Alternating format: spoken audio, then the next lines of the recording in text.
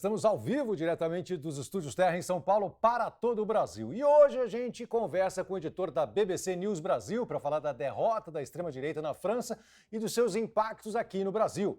Nosso colunista Dante Batista vai nos contar sobre os mais novos lançamentos dos celulares e acessórios em Nova York e Paris.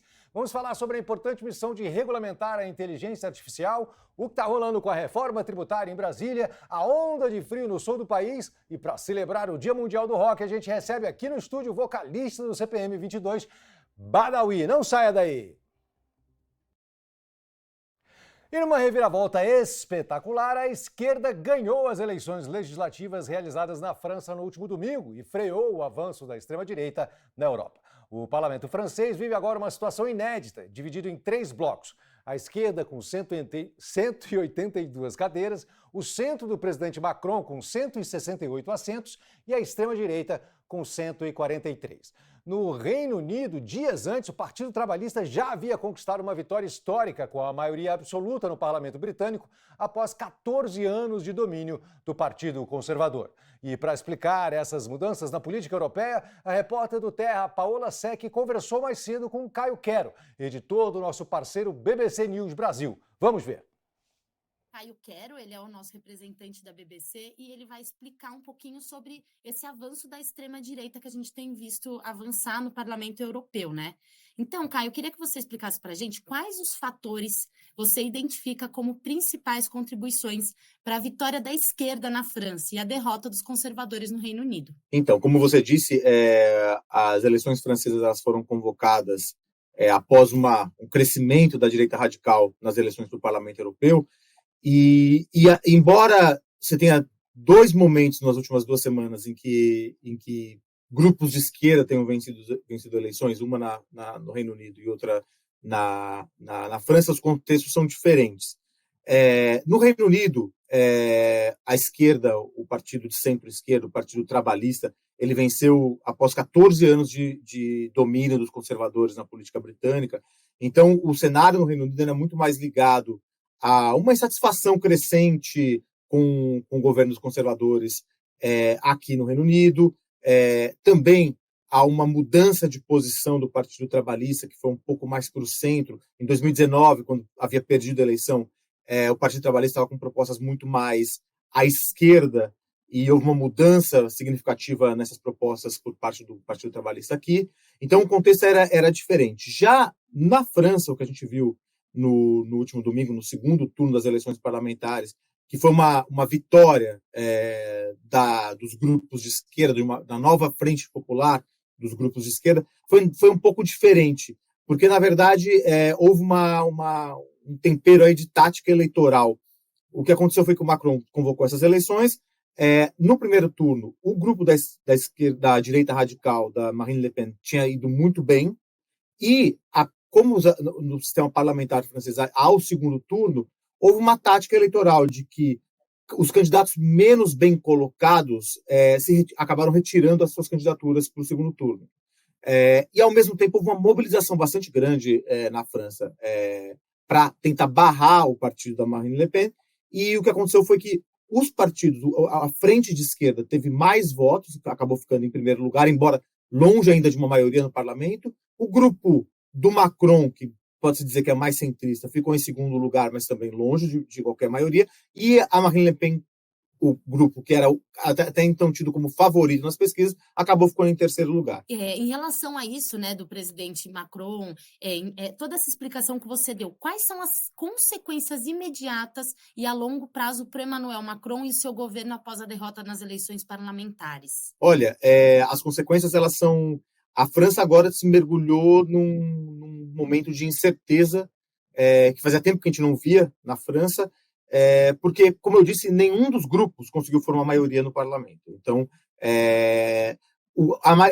se um dos grupos tivesse formado maioria, naturalmente esse grupo ia indicar um candidato a primeiro-ministro, e o Macron, ele na verdade, é quem aceita essa indicação, mas seria pressionado a aceitar um primeiro-ministro. Então, se a esquerda tivesse conseguido a maioria, provavelmente indicaria um primeiro-ministro, assim como o grupo da direita radical.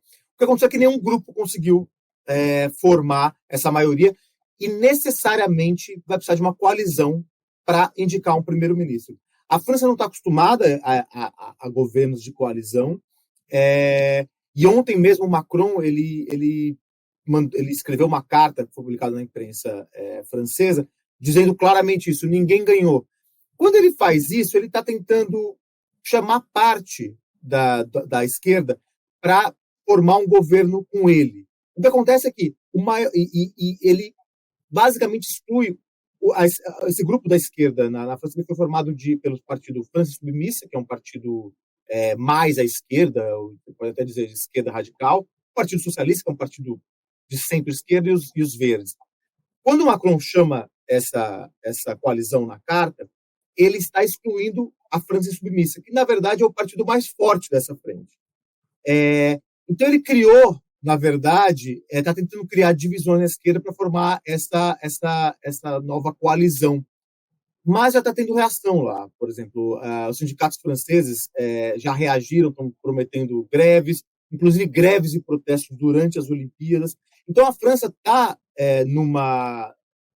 foi jogada num cenário de incerteza que há muito não se via. Bom, embora a esquerda ela tenha sido vitoriosa, entre aspas, né, mesmo não tendo atingido ali a maioria absoluta das cadeiras, ela vai precisar negociar com os outros grupos. E qual que é a expectativa para essa nova organização e quais as concessões a esquerda deve fazer para, de repente, conquistar essa maioria? Pois é, exatamente.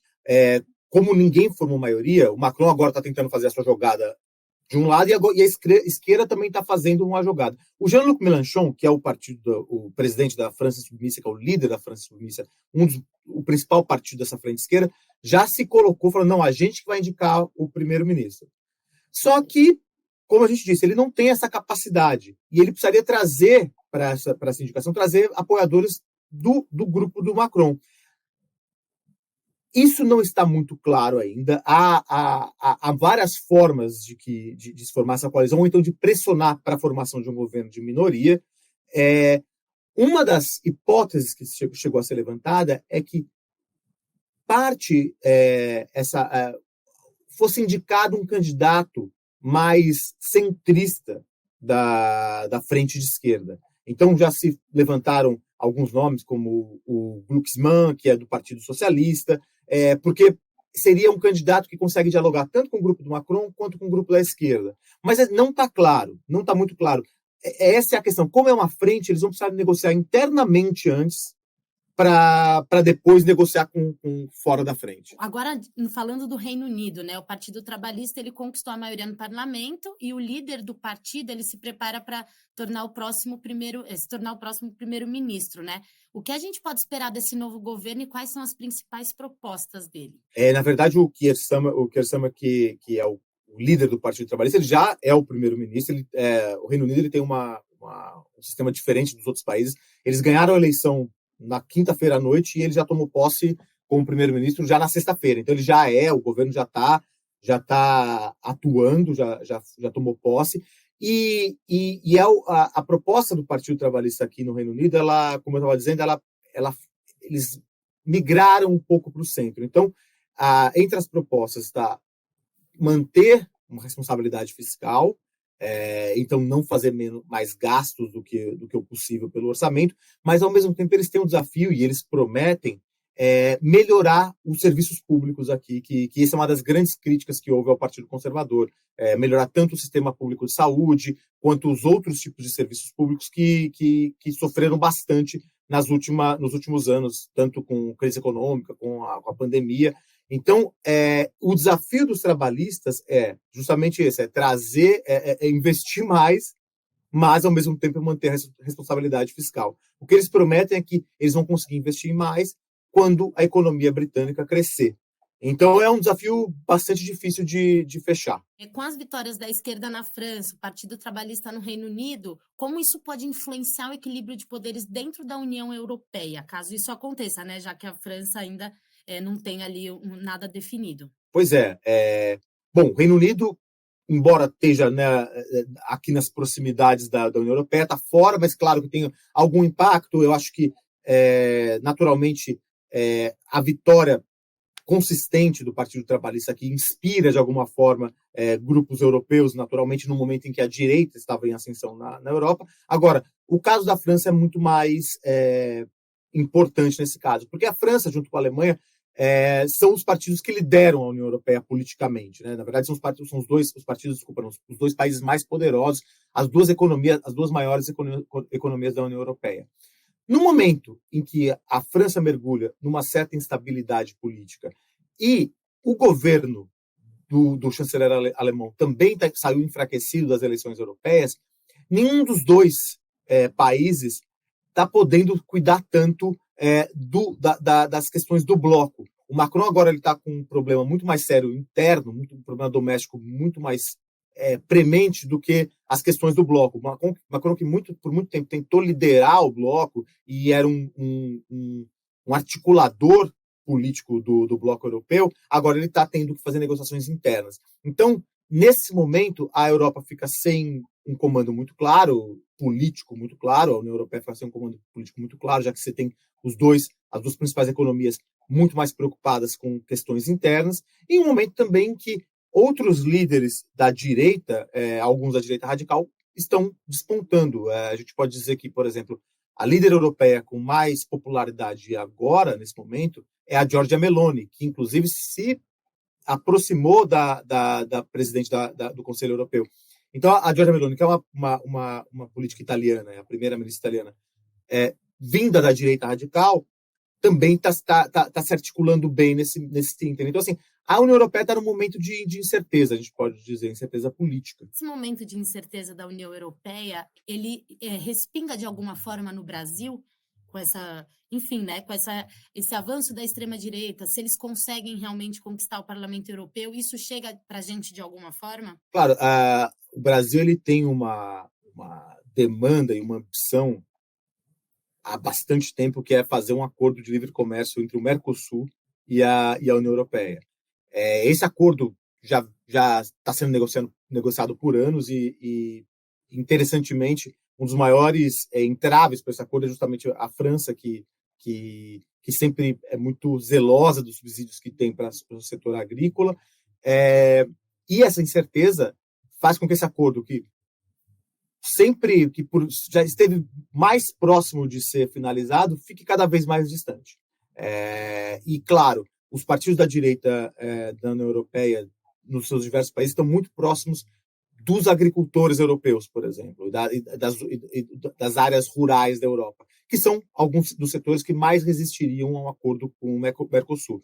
Então, pode-se dizer que essa incerteza política e esse avanço da direita na Europa, ela torna a finalização de um acordo de livre comércio com o Mercosul mais distante, ou seja, os interesses do Brasil também ficam mais distantes nesse contexto. Muito obrigada pela sua participação aqui no nosso programa e por todas essas explicações que você clareou ali, tudo isso que está acontecendo, e a gente tenta entender, mas dessa forma a gente consegue entender de uma forma mais clara. Obrigada pela participação. Obrigado.